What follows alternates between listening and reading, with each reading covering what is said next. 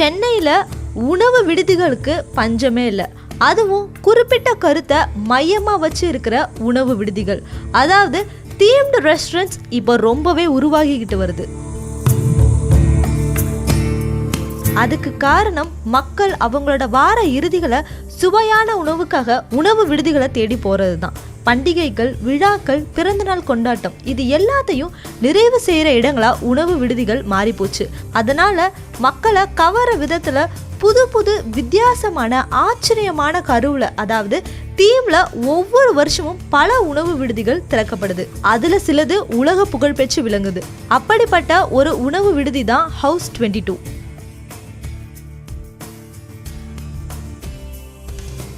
ஒரு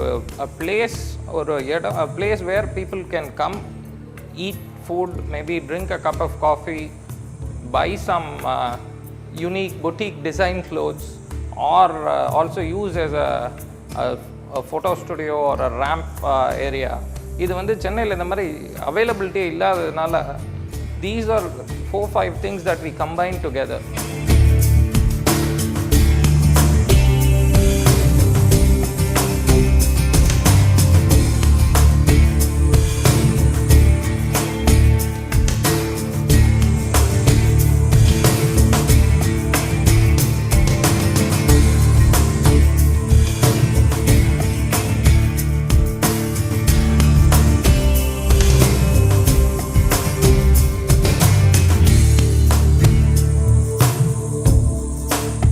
இந்த உணவு விடுதி சிறந்து விளங்குறதுக்கு காரணம் இதுக்கு பல முகங்கள் இருக்கு. இந்த வீடு வந்து ஒரு 150 வருஷம் பழைய வீடு, போர்ச்சுகீஸ் ஆர்கிடெக்சரில் கட்டப்பட்ட ஒரு வீடு. இந்த வீட்டில் வந்து ஒரு கொஞ்சம் பாழடைஞ்ச நிலைமையில் இருந்தது வீடு. இது ஒரு ஃபியூ இயர்ஸ், ஒரு 5-6 வருஷம் முன்னாடி கொஞ்சம் பாழடைஞ்ச நிலைமையில் இருந்தது. அப்போது வீடை வந்து எடுத்து திஸ் வாஸ் மேட், அதே தீமை என்ஹான்ஸ் பண்ணி இன்டர்னலி என்ன லேட்டஸ்ட் டெக்னாலஜி பண்ணணுமோ what we try to do was bring the old world charm, அந்த பழைய வீட்டோட அதே சாமை இங்கே கொண்டு வரதுக்கு Vasudha, who is the proprietor of this property, she initiated the idea, and that's how we have this wonderful themed place.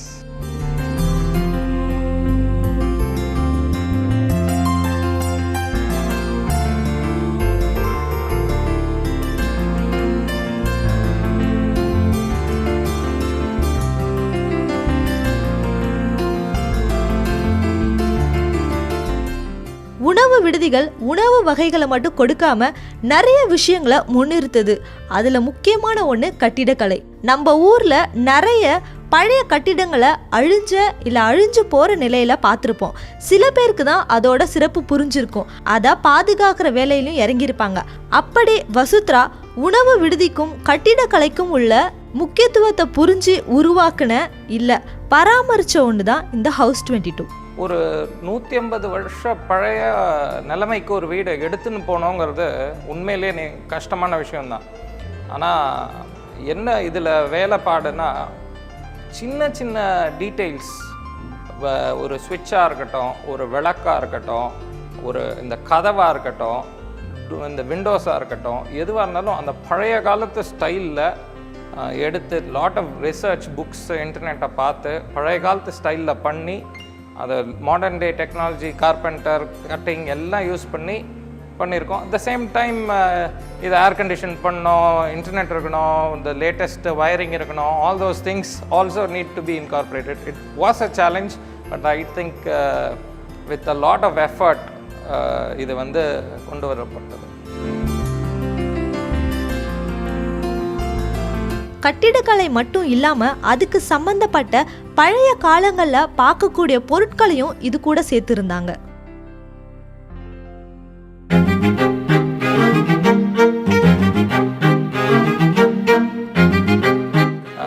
இந்த ரெஸ்டாரண்ட்ல பார்த்தீங்கன்னா yellow and blue, these two are the colors used. Vasudha, basically being an architect, she thought let's apply some color that pleases to the audience, at the same time lightens up. So another house 22 pathina, the color theme all around you look, it's either yellow or it's blue that's being used predominantly. That's the color focus.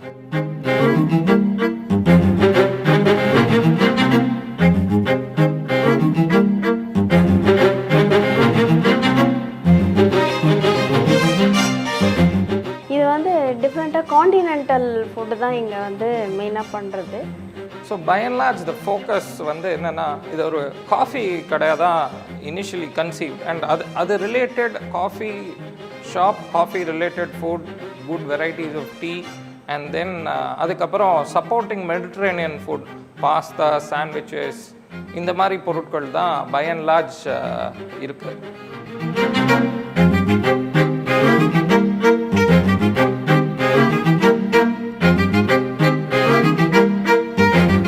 சென்னையில் outdoor restaurant பார்க்குற அளவுக்கு இந்த restaurant தவிர வேறு எதுவுமே கிடையாது. கிழக்கு கடற்கரைக்கு போறவங்கள்ல பாதி பேர் நல்லா சாப்பிட்றதுக்காகவே போறாங்க. ஏன்னா அங்க போக்குவரத்து நெருக்கடியிலிருந்து தப்பிக்கிறதுக்கு.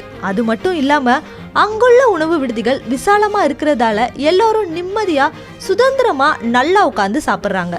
ஆனா சென்னையிலேயே இப்படி ஒரு அனுபவம் இங்கே கிடைக்குது. அதுக்கு காரணம் சென்ட் தாமஸ் மவுண்ட் கிட்ட இது அமைஞ்சிருக்கிறதுனால தான். இது வெறும் உணவு விடுதியா அல்லது ஃபேஷன் பரேட் நடத்துகிற இடமானு முதல்ல எல்லாருக்குமே இந்த சந்தேகம் வரும். ஆமாம், இந்த உணவு விடுதியோட அமைப்பே அப்படிதான். எல்லாரையும் கவர்ந்து இழுக்கிற மாதிரி நவீன உடை உடுத்திக்கிட்டு ஒய்யார நடை நடந்து வர திண்டு, அதாவது ரேம்ப், அது மட்டும் இல்லாமல் விதவிதமான ஆடை கொண்ட பொட்டிக் கூட இங்கே இருக்கு.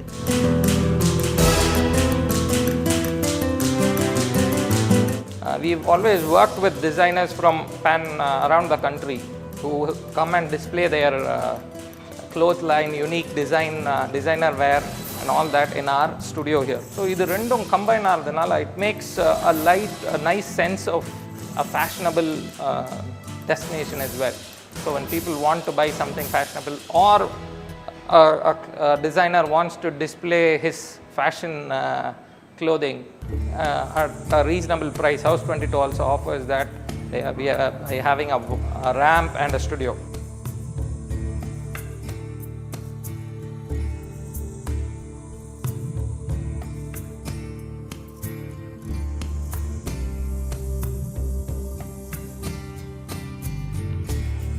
சுற்றுச்சூழலை காப்பதற்கான தாரக மந்திரமான RRR, ரீயூஸ், ரெனோவேட், ரீசைக்கிள். அதாவது பொருட்களை திரும்ப பயன்படுத்துறது, கண்டுபிடிக்கிறது மற்றும் மறுசுழற்சி செய்கிறது என்கிற விஷயத்தை நேரில் கண்டு உணர்ற வகையில் இந்த உணவு விடுதி அமைஞ்சிருக்கு.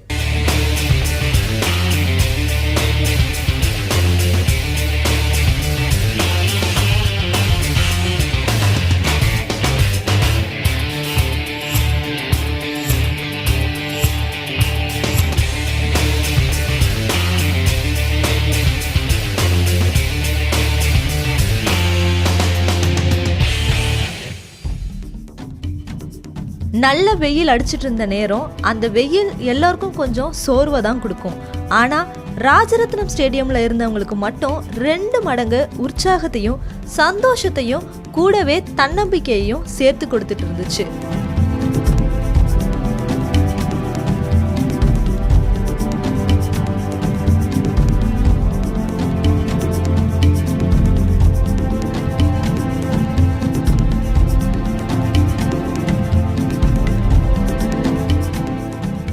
எனக்குன்னு தனி உலகம்லாம் இல்லை, நானும் இந்த உலகத்தோட சேர்ந்து வாழ முடியும்னு புரிஞ்சுக்கிட்டு தனக்குள்ள இருக்க திறமையை நிரூபிக்கிற போட்டி களத்தில் மாணவர்கள்லாம் குவிஞ்சு இருந்தாங்க.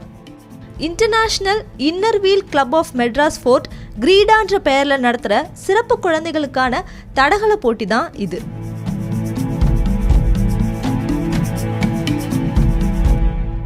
இன்னர் வீல் உலக ஆர்கனைசேஷன் 50 வருஷம் மேலே தொடங்கினாங்க. And number district we are almost 44 clubs with 1400 members. நாங்க every year 8 வருஷமா இந்த மாதிரி ஸ்போர்ட்ஸ் பண்றோம். And this is the biggest event we are doing in the Inner Wheel Madras Fort.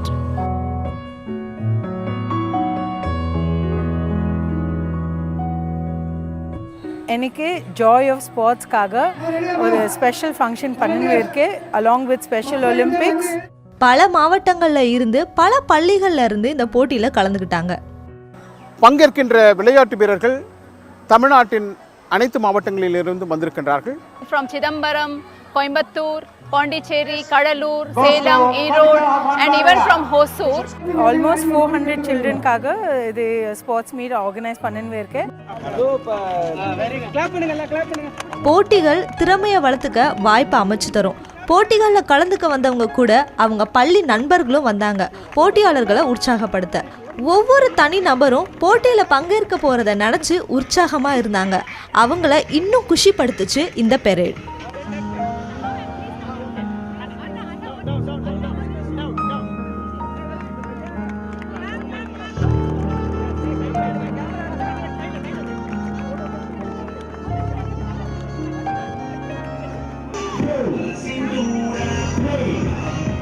அணியணியா தங்களோட பள்ளியோட பெயர்களை ஏந்தி அணிவகுப்புல கலந்துக்கிட்டாங்க.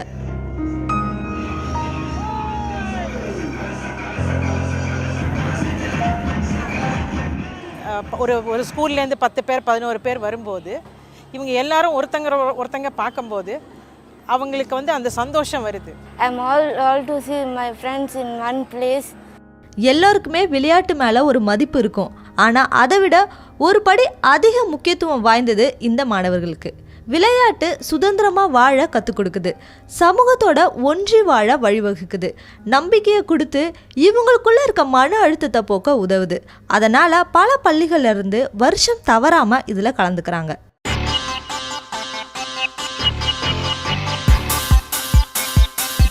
போட்டி தொடங்குச்சு. பல பிரிவுகளின் கீழே போட்டியை தொடங்கினாங்க.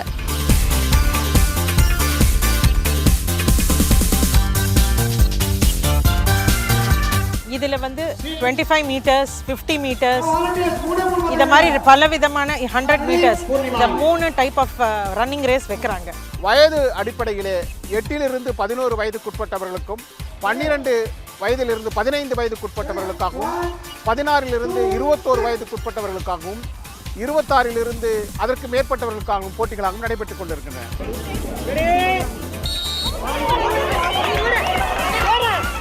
எங்கள் திஷா ஸ்கூல் இப்போ தான் முதல் தடவையாக இதில் கலந்துக்கிறோம். இங்கே வந்து பார்த்ததுக்கப்புறம் தான் மனசு ரொம்ப சந்தோஷமாக இருந்தது. பேரண்ட்ஸ், டீச்சர்ஸ் எல்லாருமே இதுக்காக ஒரு மாதமாக 2 மாதமாக இவங்களுக்கு ட்ரைனிங்கும் கொடுக்குறாங்க.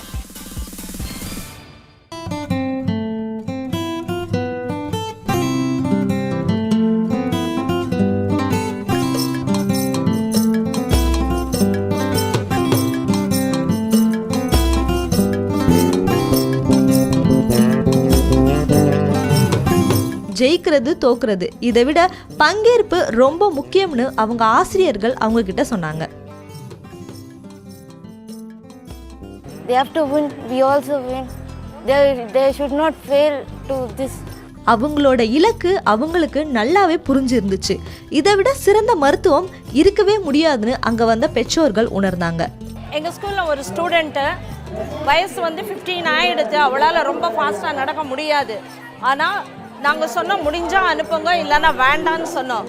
பட் வைராக்கியமாக வீட்டில் பிடிவாதமாக சொல்லிவிட்டு எங்களோட வந்துட்டு பார்ட்டிசிபேட் பண்ணி she got the 3rd prize. என்னால் அது தாங்கவே முடியல. I am very happy. சும்மா ஃப்ரெண்டு கூட வந்தேன், எனக்கும் ஆசையாக இருந்துச்சு, கலந்துக்கிட்ட, முதல் பரிசு வாங்கினேன்னு அங்கே வந்த பல மாணவர்கள் சொன்னாங்க.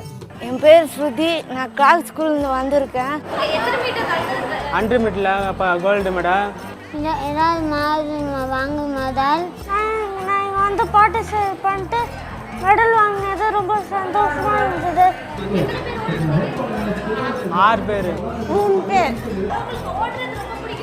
ரொம்ப பிடிக்கும், நல்லா ஓடும். ஓடு நிறைய போயிருக்கோம், நிறைய காமிச்சு நல்லா போடுவேன்.